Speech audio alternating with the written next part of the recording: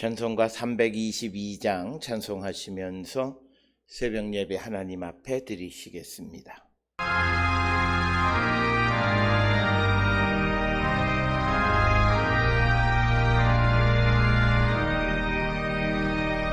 세상의 헛된 진을 버리고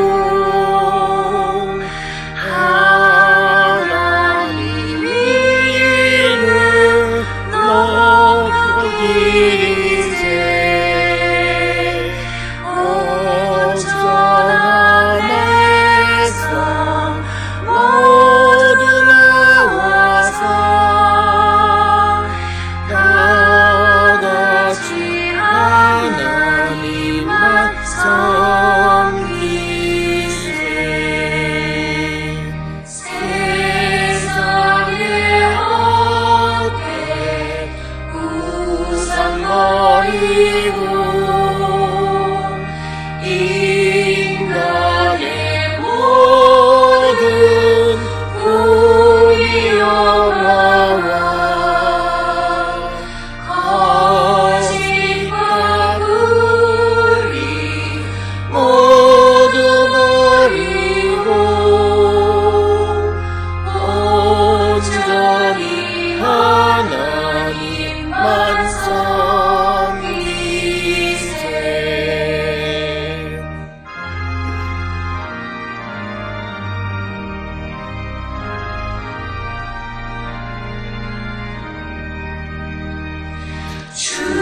주님의 백성 서로 헤아려 시기와 미움 아주 버리고 하나님만을 홀로 섬기는 천국을 어서 이뤄주소서.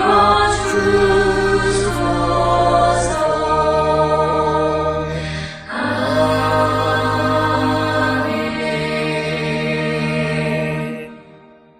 하나님이여, 주께서 어찌하여 우리를 영원히 버리시나이까? 어찌하여 주께서 기르시는 양을 향하여 진노의 연기를 뿜으시나이까? 옛적부터 얻으시고 성량하사 주의 기업의 지파로 삼으신 주의 회중을 기억하시며 주께서 계시던 시온 산도 생각하소서. 영구히 파멸된 곳을 향하여 주의 발을 옮겨 놓으소서. 원수가 성소에서 모든 악을 행하였나이다. 아멘. 사랑과 은혜가 충만하신 아버지 하나님 은혜를 감사합니다. 오늘도 잠자는 영혼을 깨우시고 주 앞에 우리를 이끌어 주시니 하나님께 찬송과 영광을 돌리게 하시니 감사와 찬송과 영광을 주께 돌리옵나이다.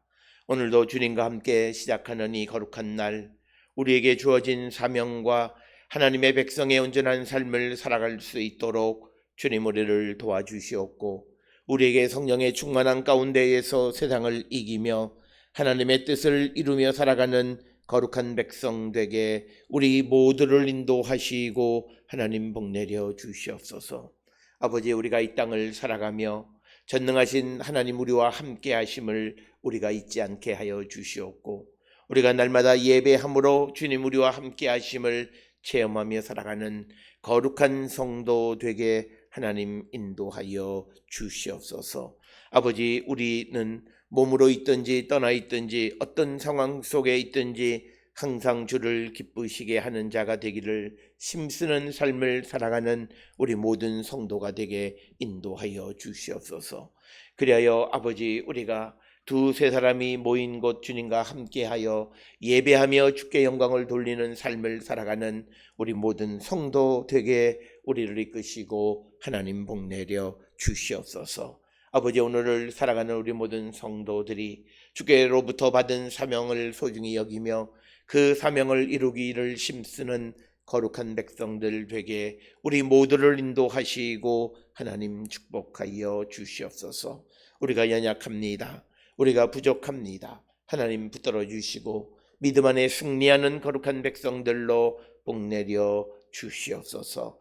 특별히 아버지, 우리가 살고 있는 이 땅이 여러 가지로 혼란하고 또 위기 가운데 있지만, 그러나 주님이 우리와 함께 하심을 믿고 두려워하지 않는 저희들 되게 하여 주시고, 날마다 주의 영광 가운데 나가는 거룩한 백성들이 되게 우리 모두를 인도하시고 하나님 축복하여 주시옵소서. 특별히 아버지, 우리 모든 성도들의 삶이 하나님 보시기에 부족함이 없는 삶을 살아갈 수 있도록 주여 우리를 도와주시옵소서. 그러기 위해서 무엇보다도 우리 모든 성도들이 성령의 충만한 가운데 하늘의 능력을 받아 세상을 이기는 거룩한 성도 되게 우리를 이끌어 주시옵소서. 세상의 거대한 물결 속에서도 오직 주님과 함께 이 거센 파도를 이기는 자 되게 하시고, 이 어두운 세상의 빛이 되게 하시고, 썩어져가는 세상의 소금의 삶을 살아가는 우리 모든 성도 되게 우리를 인도하여 주시옵소서. 오늘도 우리를 세상에 보내신 하나님의 뜻이 무엇인지를 기억하고 우리가 주의 뜻 안에 살아가기를, 주님을 기쁘시게 하기를 결단하는 우리 모든 성도 되게 하나님 인도하여 주시옵소서. 우리의 성도들 가운데에 하나님의 도우심이 필요한 이들이 있습니다. 아버지, 그들을 불쌍히 여겨 주시옵고 그들의 삶을 하나님 도와주시고 하나님의 능력 안에서 이 세상의 모든 유혹과 어려움을 이겨나가는 우리 모든 성도들 되게 하나님 인도하시고 복내려 주시옵소서. 오늘도 주 앞에 나와 예배하는 우리 모든 성도들에게 자비와 긍휼을 베풀어 주시고 하나님의 뜻 안에 살기를 결단하는 우리 모든 성도 되게 하나님 인도하여 주시옵소서. 특별히 아버지, 우리 성도들 가운데에 하나님의 도우심이 절실한 이들이 있습니다. 하나님, 그들을 붙들어 주시고 그들을 믿음 안에 세워 주시고 하나님의 나라를 위하여 살아가는 우리 모든 성도들을 외롭지 않게 하시고 지치지 않게 하시고 주님이 함께 하심을 믿음으로 기쁨의 삶을 살아가는 자들에게 하나님 인도하여 주시옵소서. 오늘도 세상 가운데에서 자신이 처한 곳에서 하나님의 백성으로 온전한 삶을 살기로 힘쓰는 우리 모든 성도들에게 하나님 먼저는 믿음 주시고 하나님 함께 하심을 믿게 하여 주시옵고 성령의 충만한 가운데 기쁨 안에 살아가는 자들 되게 하시고 오늘 우리가 살아가는 삶의 순간순간이 하나님 우리에게 맡겨주신 사명을 이루는 귀한 시간임을 잊지 않는 우리 모든 성도 되게 이끌어 주셔서 어떤 어려움과 힘든 일들이 있을지라도 좌절하거나 주저앉는 자들이 아니라 오직 하나님과 함께 모든 것을 이기는 자 되게 하나님 인도하여 주시옵소서. 아버지, 어렵고 힘들다 하여 세상과 타협하는 자가 되지 않게 하시고 오직 주님의 손을 굳게 잡고 주님만을 바라보며 나가는 거룩한 백성들, 주님과 함께 살아가는 거룩한 날로 우리 모두를 하나님 축복하여 주시옵소서.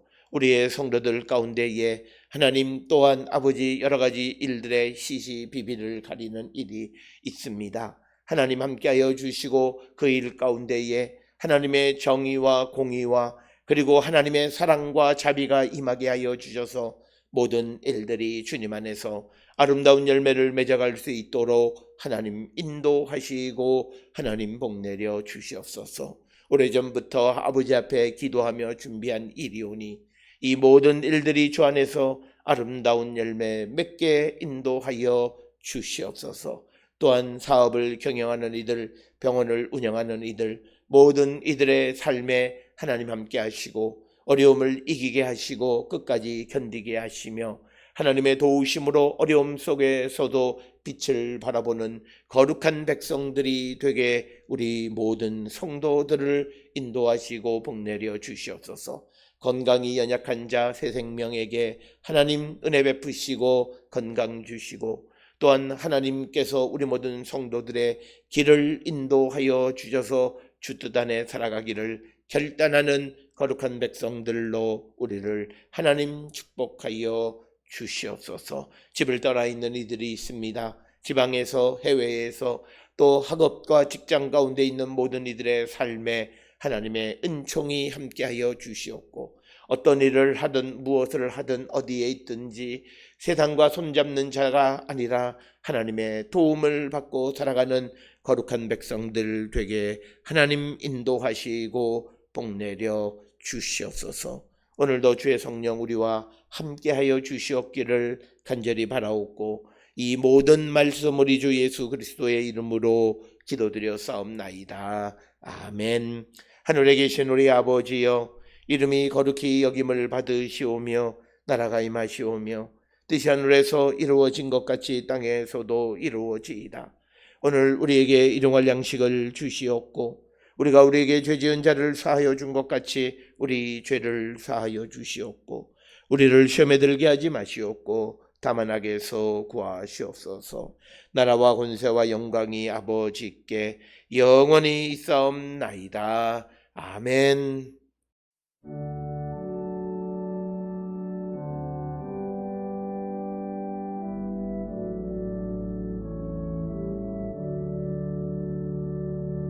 우리 기도를 들어주시고 주님의 평화를 내려주소서.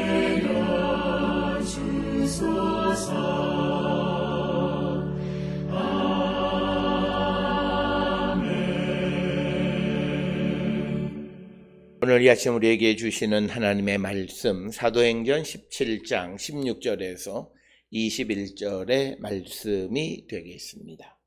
사도행전 17장 16절에서 21절에 있는 말씀 한 목소리로 합독하시겠습니다.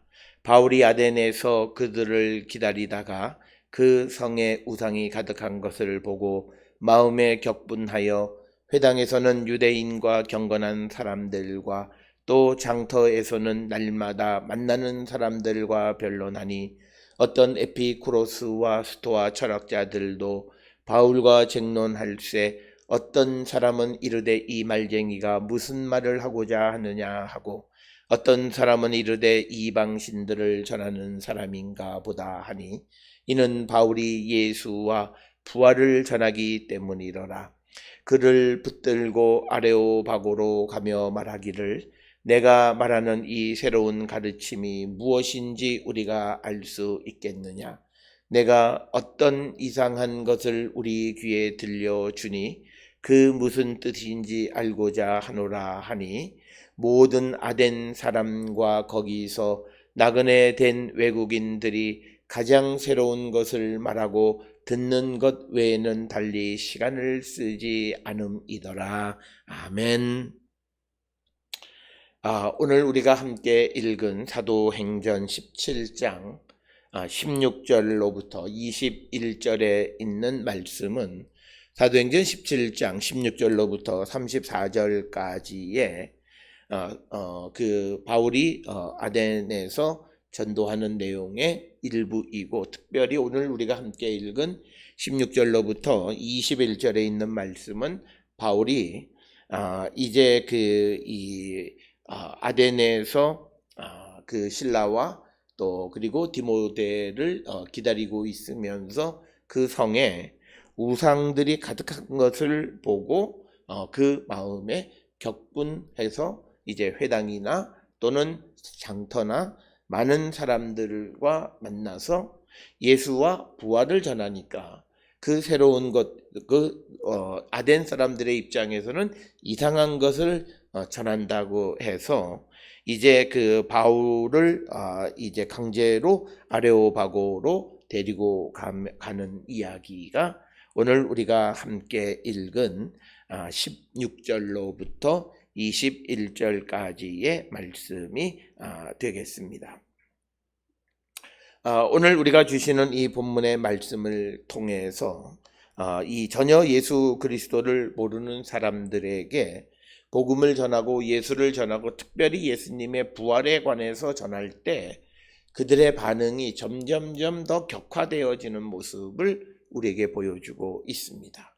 특별히 우리가 이 사도행전 17장에서 이제 바울이 데살로니가나 또는 그 베레아나 이런 또 그리고 그 이전에 빌립보나 이런 큰 도시들에서 복음을 전하는 과정 속에서 사람들이 그 내용을 일부 받아들이는 사람도 있지만 그러나 받아들이지 못하는 사람들에 의해서 고난을 겪는 것, 그것을 기록하고 있고, 특별히 이제 오늘 이 그 아덴에서 예수와 부활에 대해서 이야기할 때 이제 아레오바고로 붙들려가는 그런 광경을 기록하고 있으면서 이 아덴에서 이 바울이 가졌던 마음의 상태가 어떤 모습이었는가라고 하는 것을 우리에게 가르쳐 주고 있습니다.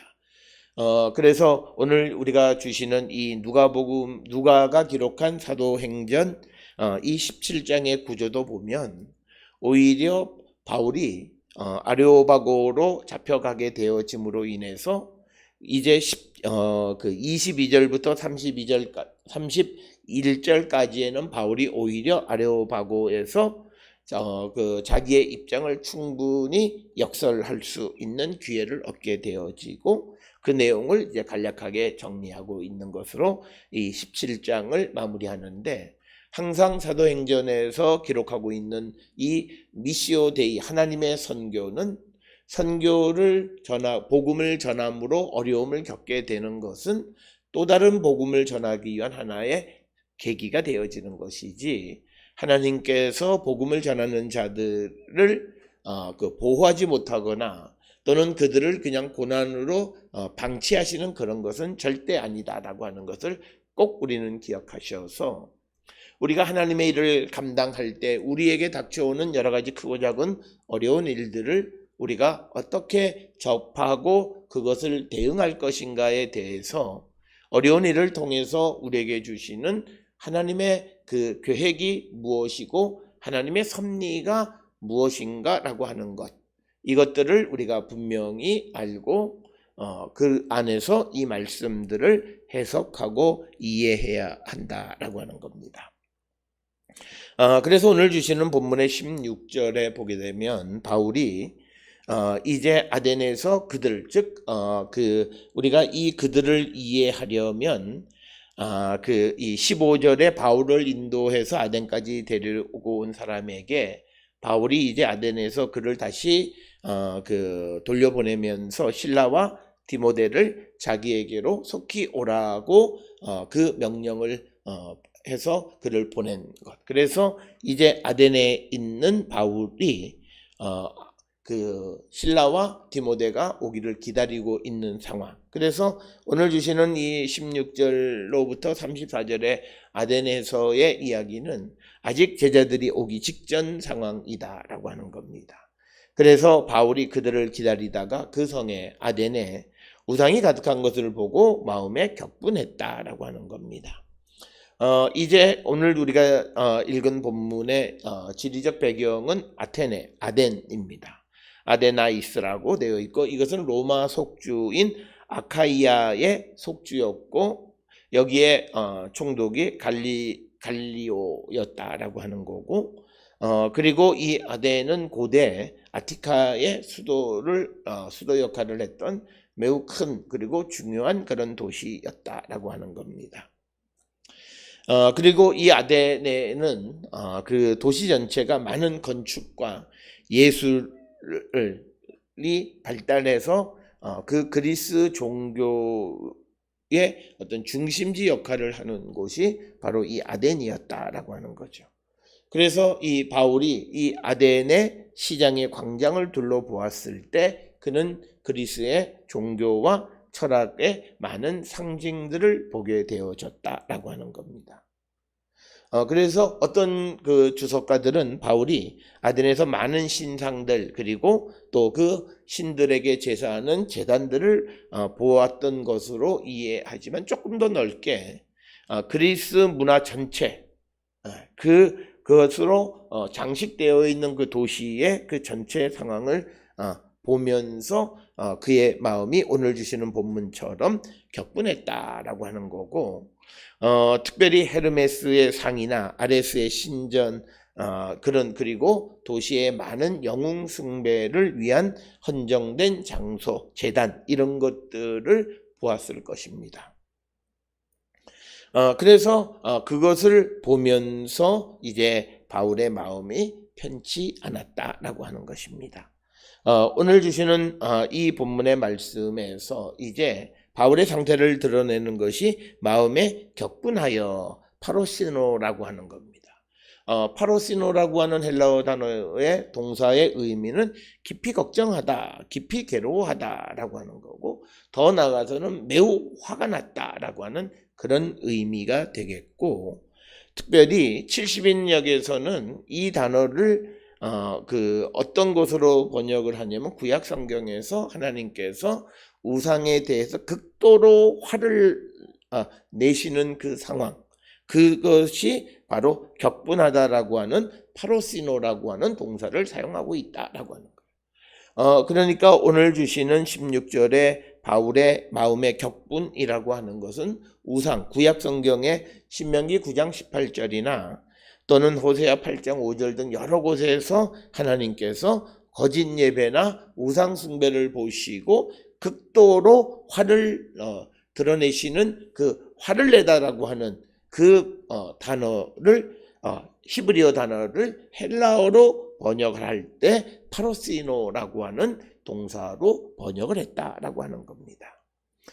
이 파로시노라고 하는 격분하다라고 번역되어 있는 이 동사는 사도행전 17장 16절 지금 우리가 읽은 이 본문이나 고린도전서 13장 5절 딱 두 권에서만 사용이 되어졌고, 바울이 자기가 아테네에서 그 성에서 아마 아고라가 되겠죠. 시장에서 본 것에 대해서 마음이 격분했고, 그 본 것은 앞에서 설명을 드렸듯이 아테네의 그리스 종교를 상징하는 많은 건축, 예술, 종교 이런 것들의 집합체, 그것을 보고 이 마음에 격분했다라고 이해할 수도 있고, 어떤 주석가들은 아테네에 있는 많은 우상을 숭배하는 신상들이나 제단, 그리고 영웅 숭배하는 많은 헌정된 장소와 제단 이런 것들을 보면서 이 격분했다 이렇게 해석을 하기도 합니다. 그래서 이 바울이 이제 그런 것을 보고 그 마음에서 동해서 이제 회당과 또 장터에서 시나고그와 아고라에서 그러니까 지금까지는 바울이 복음을 전하는 건 각 도시에 처음 회당에 가서 거기에 있는 유대인들이나 헬라인들에게 이방인들에게 복음을 전했는데, 오늘 주시는 이 17절에 보면 회당에서 그리고 장터에서 그리고 날마다 만나는 사람들과 변론했다 이렇게 기록이 되어져 있습니다. 오늘 주시는 본문의 말씀에 보면 회당에 있는 유대인과 경건한 사람이라고 하는 또 다른 사람의 그룹이 등장하는데, 이 경건한 사람이라고 하는 것은 우리가 사도행전 13장 43절이나 또는 13장 50절 그리고 16장 14절 그리고 17장 4절 그리고 18장 7절 그리고 19장 27절 등에 기록되어 있는 하나님을 두려워하는 자와 같은 개념입니다. 그러니까 이제 바울은 이방인들이라고 하는 표현 대신에 경건한 사람들, 하나님을 두려워하는 자라고 하는 이런 표현을 쓰는데, 오늘 주시는 17절에서는 회당에서 유대인 그리고 유대인 말고 이방인들이 있는데 그들에 대해서 경건한 사람들이다 이렇게 세보메이노스라고 하는 그런 특별한 단어를 사용했고, 이 세보메이노스라고 하는 경건한 사람들이란 다른 사도행전에서 언급하는 하나님을 두려워하는 자와 같은 개념이다. 그러니까 유대인과 이방인들과 만나서 이제 변론했다. 디에레게토라고 하는 겁니다. 이것은 뭐냐면 우리가 오늘 주시는 본문의 말씀에 변론이다라고 하는 것은 논쟁적인 것이 강조가 되어 있는데, 그것이 아니라 회당과 장터에서 바울이 만나는 사람들마다 예수 그리스도에 대해서 말했다라고 하는 개념으로 이해하시면 됩니다. 다이얼렉트. 또 그래서 거기에 디에레게토라고 하는 것은 말하다, 언급했다라고 하는 거죠. 그러니까 우상이 가득한 곳에서 예수 그리스도를 전하기 시작했다라고 하는 그런 개념으로 우리가 받아들일 수 있는 것이 오늘 주시는 17절에 있는 말씀이 되겠습니다. 그러면서 이제 날마다 그 장터에서 만나는 사람들이 어떤 종류의 사람들이냐라고 하는 것에 대해서 18절에 언급을 하고 있습니다. 특별히 18절에는 이제 그가 장터에서 만난, 아고라에서 만난 에피쿠로스 철학자, 스토아 철학자, 그런 사람들도 이제 바울이 전하는 뭔가 새로운 것에 대해서 이제 바울과 쟁론했다, 함께 이야기했다라고 하는 거고, 그래서 바울에 대한 평가가 이 말쟁이가 무슨 말을 하고자 하느냐 하고, 또 어떤 사람은 이방신을 전하는 사람인가 보다 이렇게 반응을 보였다라고 하는 겁니다. 그 이유는 바울이 예수와 부활을 전했기 때문이다. 이렇게 설명이 되어져 있습니다. 오늘 주시는 본문의 말씀에서 보면 두 가지 철학적 사조가 등장합니다. 에피쿠로스와 스토아 철학자가 되겠습니다. 특별히 에피쿠로스는 조금은 그는 쾌락주의적인 성격이 강하고, 그 다음에 스토아는 금욕적인 그런 삶을 살아가는, 전혀 상반된 두 개의 철학적 사조에 대해서 이제 언급하고 있는 부분이 되겠습니다. 그래서 이제 그 에피쿠로스의 입장과 스토아 철학적 입장에서 사람들이 바울이 예수와 부활을 전하니까 그것에 대해서 함께 이야기를 했다라고 하는 겁니다. 그러면서 사람들이 이 바울에 대해서 무엇라 평가하냐면 말쟁이라 이렇게 이야기합니다. 즉 스포몰로고스라고 합니다. 이 말쟁이라고 하는 말은 뭐냐면 이거는 조금 긍정적인 의미가 아니라 부정적인 의미로 사용되어져 있는 그런 말이고, 이 말은 종종 헛소문을 퍼뜨리는 사람 혹은 썩은 고기를 먹는 자, 이런 의미, 즉 굉장히 네거티브한 개념으로 쓴 것이고, 그래서 말쟁이라고 하는 스포몰로고스라고 하는 이 단어를 어떤 주석가들은 어리석은 말쟁이다, 이렇게 그 어리석다라고 하는 형용사를 하나 더 붙여서 어리석은 말쟁이 이렇게 언급을 하기도 합니다. 그래서 에피쿠로스나 스토아 철학자들이 바울과 이야기해 보면서 바울에 대해서 평가한 것이 아이고 이 말쟁이. 그런데 스포몰로고스라고 하는 이 말은 어떤 그 네거티브한 거냐면, 새가 씨를 들어 올려서 그것을 아무데나 떨어뜨리는 것. 그래서 어떤 것을 하나 픽업해서 그것을 가지고 아주 그 큰 것인 양 세상에 퍼뜨리는 역할을 하는 그런 사람들을 말쟁이다라고 하는 거죠. 그래서 하나의 작은 이야기를 듣고 마치 큰 그림을 그리는 그런 사람들. 아마 오늘날로 이야기하면 조금은 좀 그 가짜 뉴스를 퍼뜨리는 사람과 뭐 정확하지는 않지만 그렇게 비유되어질 수 있어요. 어떤 하나의 요소를 가져다가 그것을 과대 확장해서 전혀 다른 이야기를 하는 겁니다. 그래서 오늘 주시는 본문의 말씀에서 이 바울에 대한 아테네 사람들, 특히 에피쿠로스와 스토아 철학자들이 함께 이야기해보고 그에 대해서 말하기를 말쟁이다, 거짓된 소문을 퍼뜨리는 사람이다, 이렇게 이야기를 합니다.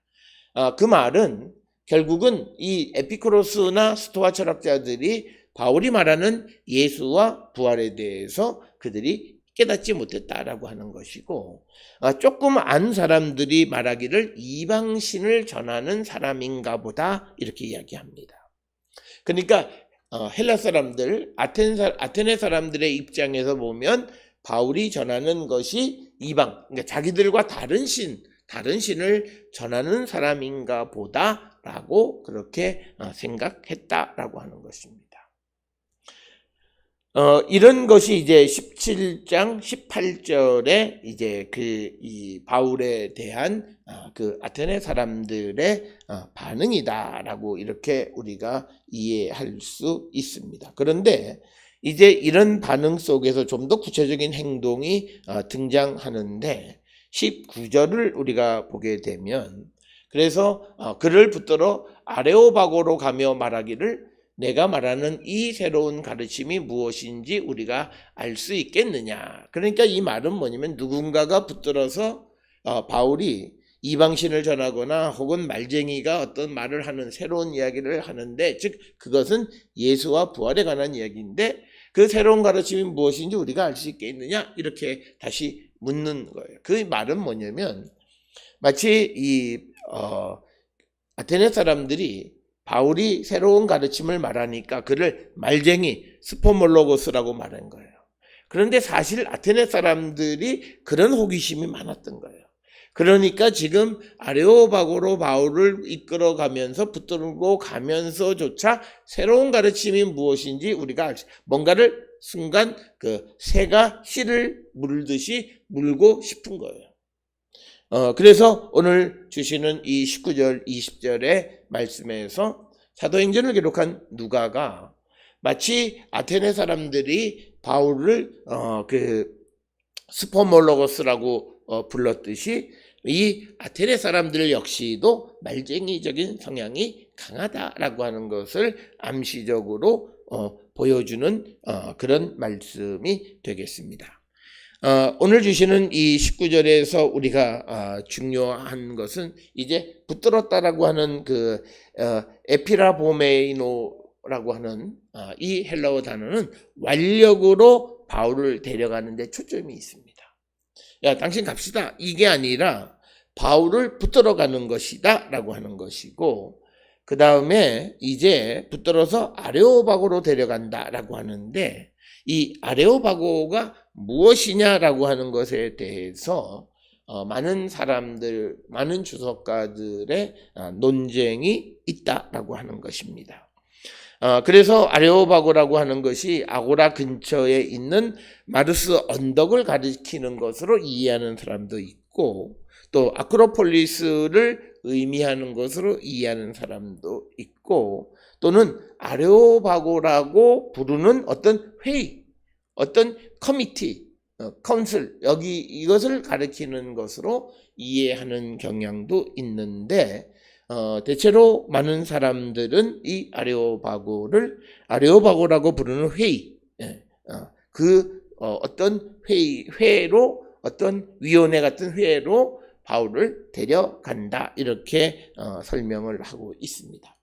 이 아레오바고 회의는 주로 로얄스토어 근처에서 모였고 그래서 그 다음에 이 처음에는 이 그 아레오바고 회의가 마르스 언덕 위에서 그래서 그 회의가 진행이 되어지는 그래서 이 아레오바고라고 하는 것이 복합적 의미를 나타내는데 이 그 아레오바고 회의는 이 모든 사람들에게 공개 토론을 허용하고 그래서 연사들로 하여금 자기가 하고 싶은 말을 다 할 수 있도록 허용하는 것입니다.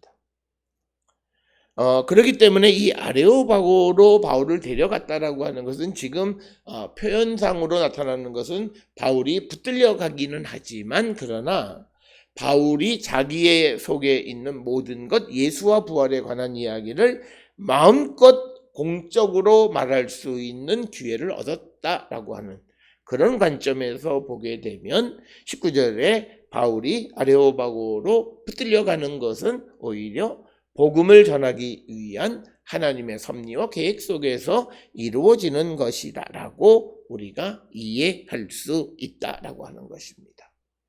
그래서 우리가 겉으로 보게 되면 아테네에서 예수와 부활에 관해서 얘기해서 사람들로부터 비난도 받고 그 다음에 잡혀서 그가 끌려가는 그런 비극적 상황으로 몰려가는 것 같지만 그러나 사도행전 전체에서 복음을 전하면서 받는 박해는 그 박해를 통해서 또 다른 어떤 복음의 새로운 지평을 열기 위한 하나님의 계획과 섭리 가운데서 되어진 것임을 우리는 쭉 보아왔습니다.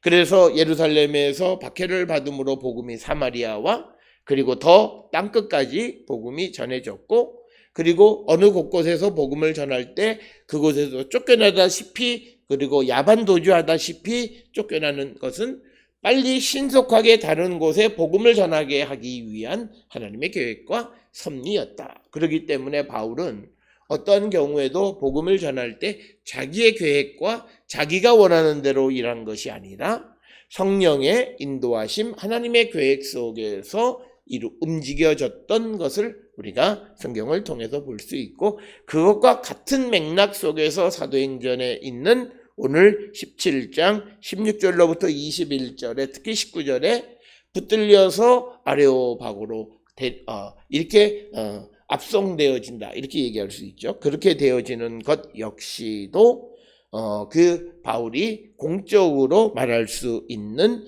기회를 얻는 것과 마찬가지다라고 하는 겁니다.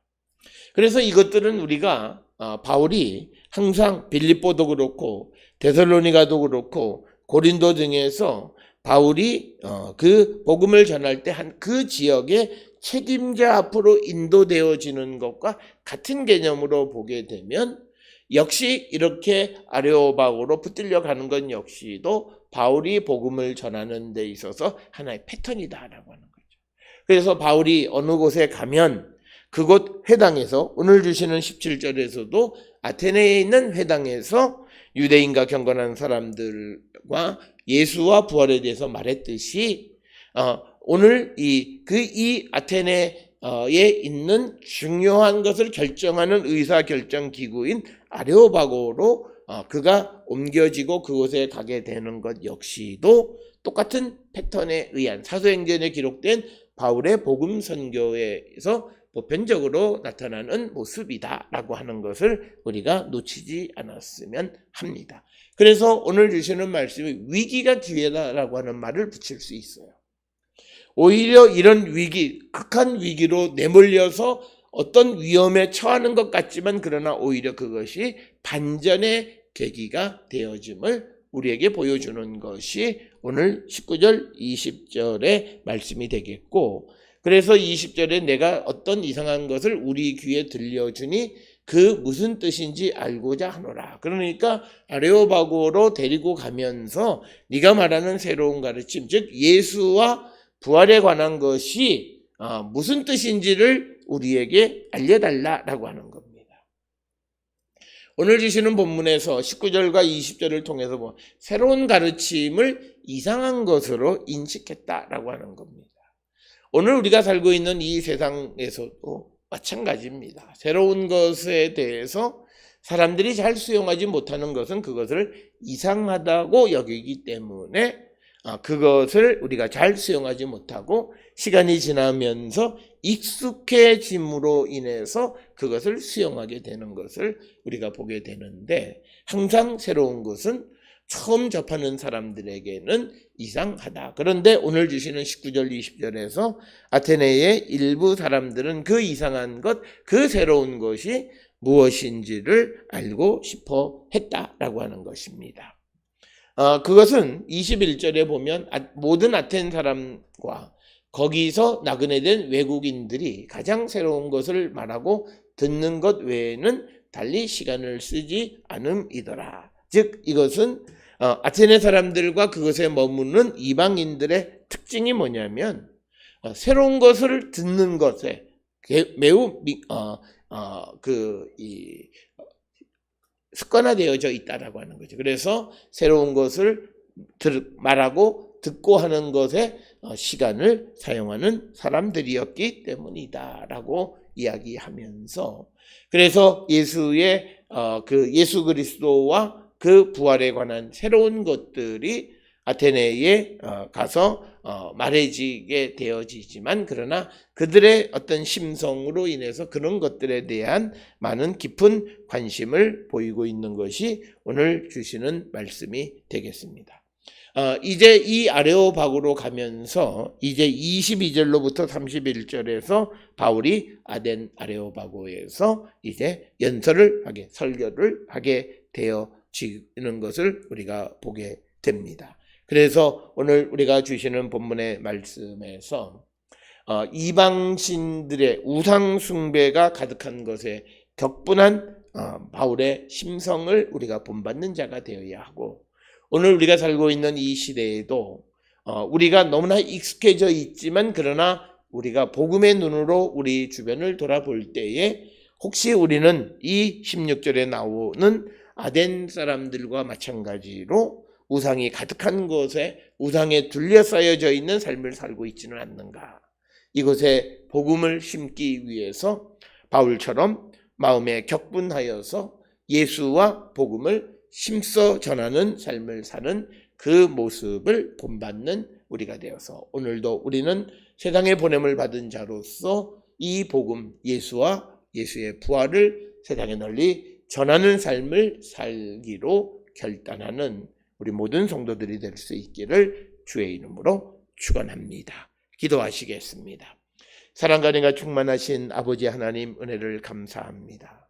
우리가 사는 주변을 돌아볼 때에 우리가 우상에 둘러싸여져 있지는 않은가, 또 우리가 알게 모르게 우리의 삶 깊숙한 곳에 우상이 깊이 간섭하고 있지는 않는가 돌아보게 하여 주시옵고, 오늘 바울이 아덴에 많은 우상들이 가득한 것을 보고 격분했듯이 우리의 삶의 주변에, 그리고 우리가 살고 있는 삶의 환경에 수많은 우상이 우리를 포위하고 있는 이 현실을 보고 우리가 아무런 생각도 없이 그냥 그 속에 살아가는 자들이 아니라 바울과 같이 마음에 격분하여 예수와 부활을 전하는 열정을 우리가 회복하는 거룩한 성도가 되게 인도하여 주셔서 우리에게 주어진 사명에 충실한 삶을 살기로 결단하는 우리 모든 성도 되게 인도하시고 복내려 주시옵소서.